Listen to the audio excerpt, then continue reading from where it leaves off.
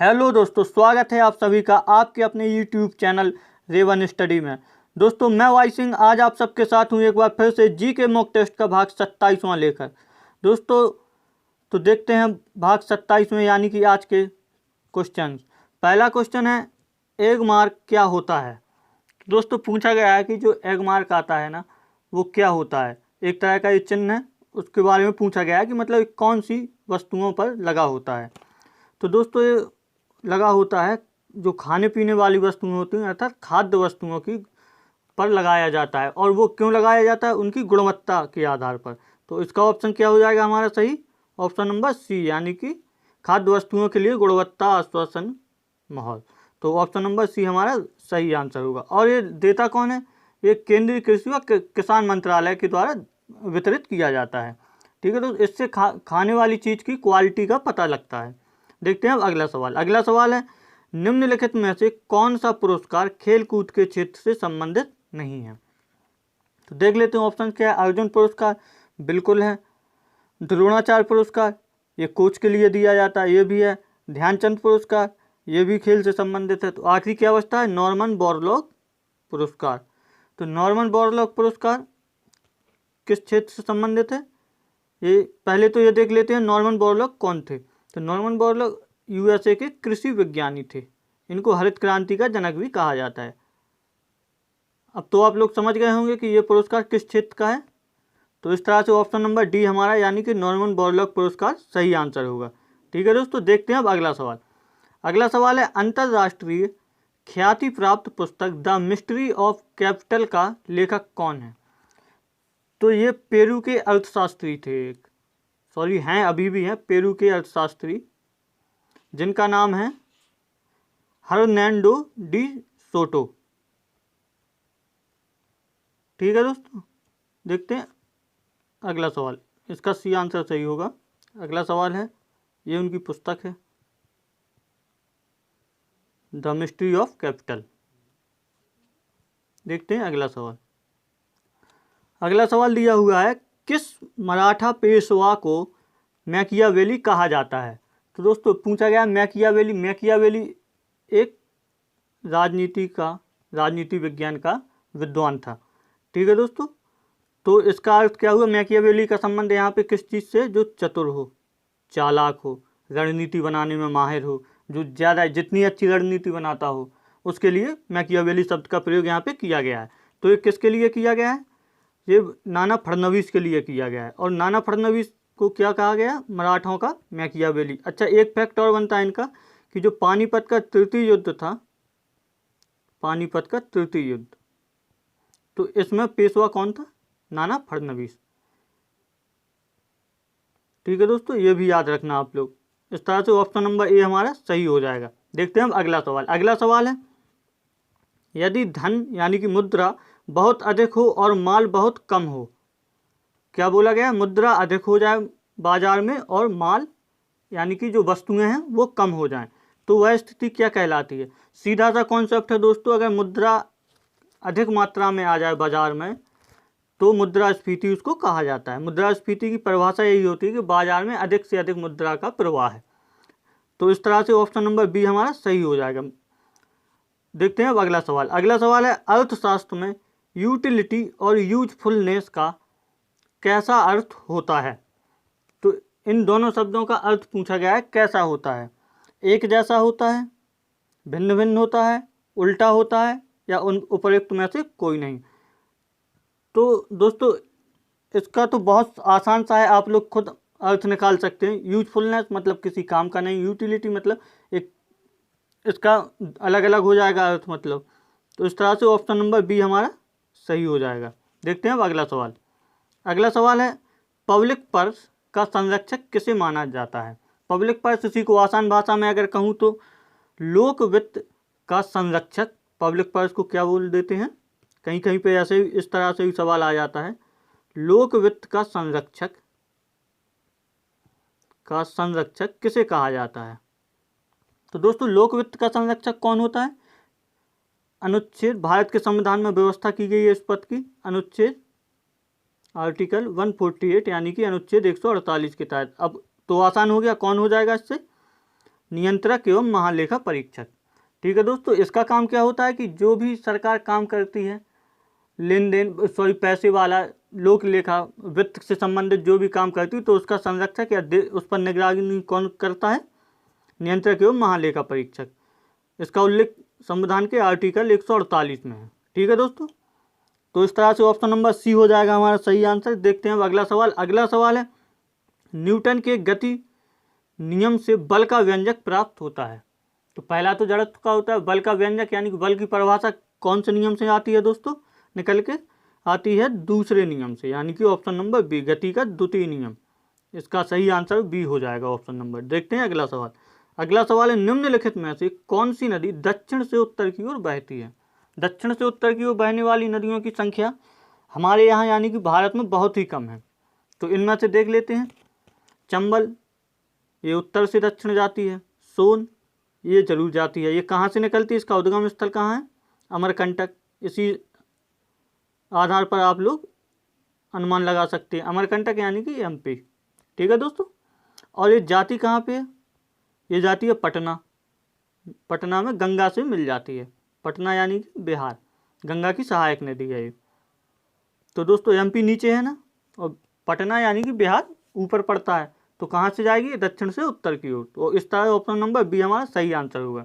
देखते हैं अगला सवाल। अगला सवाल है, भारत में पहली बार सर्विस टैक्स किस वर्ष लागू हुआ था? तो दोस्तों भारत में पहली बार सर्विस टैक्स 1994-95 में लागू हुआ था। ठीक है दोस्तों, ये फैक्चुअली क्वेश्चन है, ऐसा ही हो मिलेगा इसका आंसर आपको। ऑप्शन नंबर सी इसका सही आंसर होगा। देखते हैं अब अगला सवाल। अगला सवाल है, वित्त आयोग का गठन कितने वर्षों में एक बार होता है? तो दोस्तों वित्त आयोग बनाया किस लिए जाता है, पहले थोड़ा सा इसके बारे में समझ लेते हैं। ये होता है केंद्र व राज्य के वित्तीय संबंध के लिए। वित्तीय संबंध मतलब किस राज्य को कितना पैसा वितरित करना है या किस तरह से उसको वित्तीय सहायता देनी है, इस सब की निगरानी कौन करता है? वित्त आयोग। ठीक है दोस्तों, तो पहले वित्त आयोग का गठन, ये क्वेश्चन काफ़ी इंपॉर्टेंट है दोस्तों, 1951 में हुआ था। ठीक है दोस्तों, और ये वर्तमान में अगर पूछा जाए तो वर्तमान में कौन सा वित्त आयोग चल रहा है? 15वां, जिसके अध्यक्ष कौन है? एन के सिंह इसके अध्यक्ष हैं। ठीक है दोस्तों, और ये तो हो गया वित्त आयोग के बारे में चर्चा हमारी थोड़ी सी। अब पूछा क्या गया है इसमें, वित्त आयोग का गठन कितने वर्षों में होता है? तो ये प्रत्येक 5 साल में इसका गठन हो जाता है। तो ऑप्शन नंबर सी हमारा सही हो जाएगा। ठीक है दोस्तों, देखते हैं अब अगला सवाल। अगला सवाल है, चूखा जल विद्युत परियोजना किन 2 देशों की संयुक्त परियोजना है? तो दोस्तों इससे मिलता जुलता एक सवाल मैं पहले भी पुराने वीडियोज में बता चुका हूँ। ये वांगचू नदी या इसी को क्या बोलते हैं, रायडक नदी, एक ही नाम है दोनों, पर बनी हुई परियोजना है। तो वांगचू नदी पर अगर बनी है, वांगचू नदी पर अगर परियोजना बनी है तो इसका आंसर क्या हो जाएगा दोस्तों? पहले भी बता चुका हूँ इसके पहले, भूटान। वांगचू नदी मतलब भूटान। ऑप्शन नंबर डी हमारा सही आंसर होगा। देखते हैं अगला सवाल। अगला सवाल है, भारतीय लघु उद्योग विकास बैंक यानी कि सिडबी का मुख्यालय कहाँ पर स्थित है? तो दोस्तों सिडबी का मुख्यालय है लखनऊ में। लखनऊ मतलब उत्तर प्रदेश की राजधानी लखनऊ। ठीक है दोस्तों, ऑप्शन नंबर सी हमारा सही आंसर होगा। सिडबी, हाँ इसी को बोलते हैं, भारतीय लघु उद्योग विकास बैंक को क्या बोलते हैं? Small industry development bank of India यानी कि सिडबी। शॉर्ट फॉर्म इसका क्या है? सिडबी। इसी नाम से ज़्यादा फेमस भी है। ठीक है दोस्तों, देखते हैं अब अगला सवाल। अगला सवाल है, 1909 की इंडियन काउंसिल एक्ट में किस बात की व्यवस्था की गई थी? 1909 की इंडियन काउंसिल एक्ट यानी कि क्या पूछा गया है, इसी को क्या बोलते हैं जो ज़्यादा चर्चित है? मार्ले मिंटो सुधार, यही है ना, या भारत शासन अधिनियम 1929, एक ही बात है सब। भारत शासन अधिनियम 1909। ठीक है दोस्तों, तो 1909 का भारत शासन अधिनियम किस चीज़ के लिए फेमस था? बहुत ज़्यादा चर्चा में रहा है कि कुछ विद्वान तो ये भी बताते हैं कि भारत की जो वर्तमान में सांप्रदायिक स्थिति है वो 1909 में शुरुआत इसकी अंग्रेजों ने बीज बो दिए थे। तो क्या हो जाएगा? सांप्रदायिक प्रतिनिधित्व। अच्छा, सांप्रदायिक प्रतिनिधित्व का मतलब क्या होता है कि इसमें व्यवस्था की गई थी कि जिस एरिया में मुस्लिम बहुसंख्यक हैं तो उस एरिया में चुनाव लड़ने वाला कैंडिडेट मुस्लिम ही होगा। तो इस तरह से सांप्रदायिक प्रतिनिधित्व की व्यवस्था की गई थी इसमें। ठीक है दोस्तों, तो इस तरह से ऑप्शन नंबर बी हमारा सही आंसर होगा। देख लेते हैं अब अगला सवाल। अगला सवाल है, संविधान के किस अनुच्छेद में इस बात का उल्लेख है कि संघ की कार्यपालिका की शक्ति राष्ट्रपति में निहित होगी? इसका प्रयोग वह स्वयं या अपने अधीनस्थ अधिकारियों द्वारा करेगा। पूछा गया है कि जो संघ की कार्यपालिका यानी भारत सरकार की कार्यपालिका है, इसकी शक्ति राष्ट्रपति में निहित होगी। कौन से अनुच्छेद में इसकी व्यवस्था की गई है? ठीक है दोस्तों, देख लेते हैं 52। इसमें तो राष्ट्रपति का ही वर्णन है कि भारत का एक राष्ट्रपति होगा। कौन सा अनुच्छेद है? अनुच्छेद 52। और उसकी या संघ की कार्यपालिका की शक्ति राष्ट्रपति में निहित होगी। तो ये कौन सा आंसर ऑप्शन होगा? 53। यानी कि ये व्यवस्था किस अनुच्छेद में की गई? ऑप्शन नंबर बी, यानी कि अनुच्छेद 53 में। तो ऑप्शन नंबर बी हमारा सही आंसर होगा। देखते हैं अब अगला सवाल। अगला सवाल है, संविधान के किस अनुच्छेद के तहत राष्ट्रपति को अध्यादेश जारी करने की शक्ति प्राप्त है? तो संविधान के राष्ट्रपति जो अध्यादेश जारी करता है, अच्छा थोड़ा सा अध्यादेश का मतलब समझ लेते हैं। अध्यादेश का मतलब होता है कि कोई भी ऐसा या आपातकालीन कानून, एक तरह से बोल सकते हैं इसको, कि जिस समय संसद का सत्र ना चल रहा हो, किसी भी विषय यानी किसी भी चीज़ पर कानून बनाना बहुत ही ज़्यादा जरूरी है, तो उसको क्या बोलते हैं? अध्यादेश, जो राष्ट्रपति करता है। ठीक है दोस्तों, अगर इसको कानून बनाना है तो संसद में इसको पारित करवाना पड़ता है। तो इसकी व्यवस्था पूछा गया है, अध्यादेश जारी करने की शक्ति किस अनुच्छेद में है?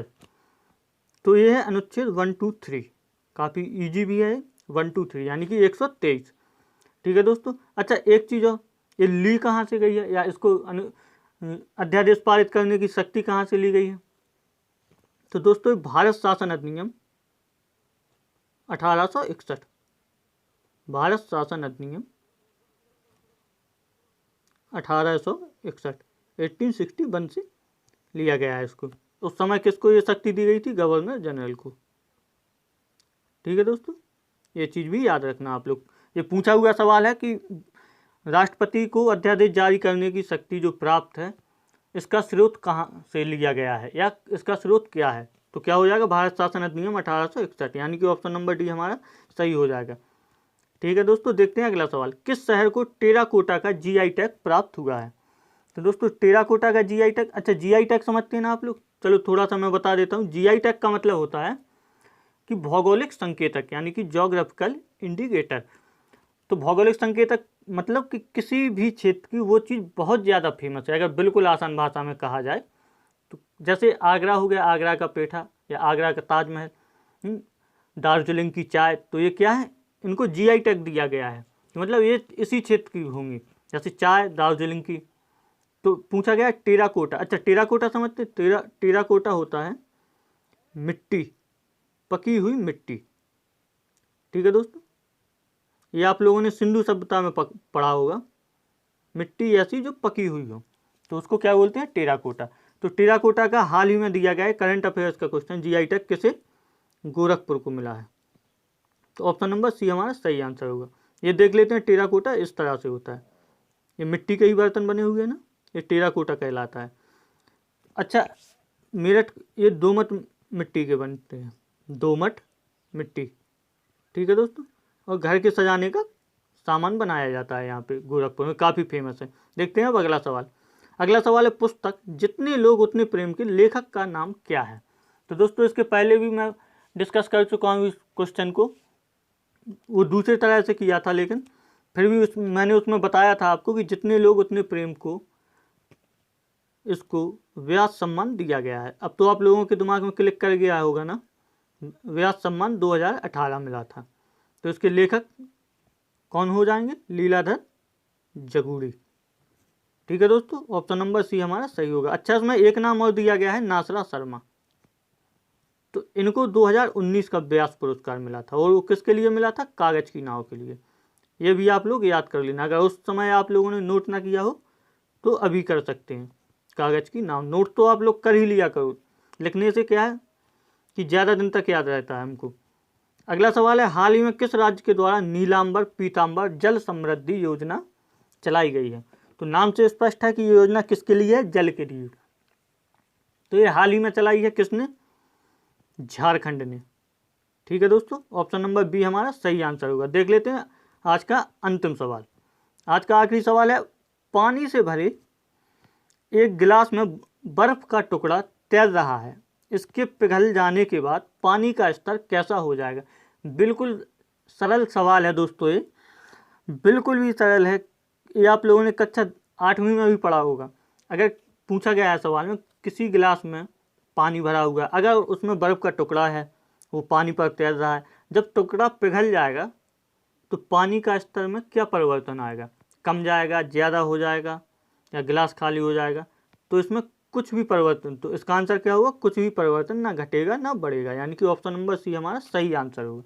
ठीक है दोस्तों, तो आज के सवाल यहीं पे समाप्त होते हैं। अब देख लेते हैं कल का सवाल आप लोगों का। कल आप लोगों से पूछा गया था कोंकण तट का संबंध किस घाट से है? ठीक है दोस्तों, तो इसका आंसर था पश्चिमी घाट। और ये किस क्षेत्र में पड़ता है? तो महाराष्ट्र और गोवा में पड़ता है। ठीक है दोस्तों, ये कल का सवाल हो गया आपका। अब देख लेते हैं आज का सवाल। आज के लिए आप लोगों के लिए होमवर्क क्या दिया है? आज का होमवर्क है दोस्तों आप लोगों के लिए, निम्नलिखित में से किस अधिनियम में भारत सचिव नामक पद की व्यवस्था की गई थी? दोस्तों ये सवाल मैं पहले भी डिस्कस कर चुका हूँ, फिर से वही सवाल है। तो दोस्तों इस क्वेश्चन का आंसर आप लोगों को हर रोज की तरह कमेंट बॉक्स में देना है, कमेंट करके आप लोग बता देना। ठीक है दोस्तों, तो ये आज का आपका होमवर्क हो गया। बाकी दोस्तों आज के लिए इतना ही था। अगर चैनल पर आप लोग नए हैं तो चैनल को सब्सक्राइब कीजिए, वीडियो पसंद आ रहे हो तो लाइक कीजिए, दोस्तों के साथ शेयर कीजिए। आज के लिए इतना ही दोस्तों, धन्यवाद।